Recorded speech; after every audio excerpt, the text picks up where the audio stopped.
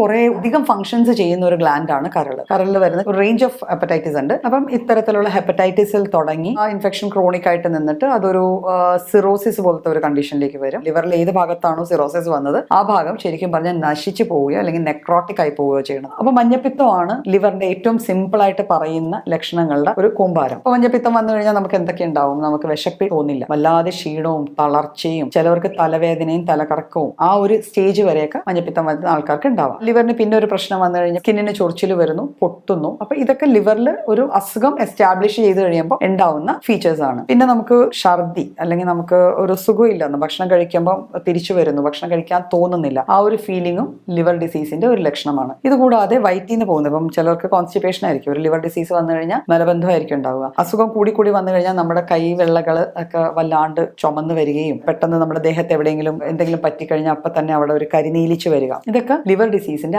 ആദ്യ ലക്ഷണങ്ങളായിട്ടാണ് കാണപ്പെടുന്നത്. ചിലപ്പോൾ പനിയും കണ്ടെന്നിരിക്കും. അപ്പൊ പനിയുടെ ലക്ഷണമാണ് ഇതെല്ലാം എന്ന് വിചാരിക്കരുത്. അത് ചിലപ്പം സിമ്പിൾ ആയിട്ടുള്ള ഒരു മഞ്ഞപ്പിത്തം ഹെപ്പറ്റൈറ്റിസ് ആയിരിക്കാം, അല്ലെങ്കിൽ ചിലപ്പോൾ കുറച്ചുകൂടെ കോംപ്ലിക്കേറ്റഡ് ആയിട്ടുള്ള ലിവർ ഡിസീസിലേക്ക് ലീഡ് ചെയ്യാം. ഇങ്ങനെ ലക്ഷണങ്ങൾ കണ്ടാൽ നമ്മളൊരു ഡോക്ടറെ സമീപിക്കുകയും വേണ്ട രീതിയിലുള്ള ഇൻവെസ്റ്റിഗേഷൻസ് ചെയ്ത് അതിനുള്ള ചികിത്സ എടുക്കുകയും ചെയ്യേണ്ടത്.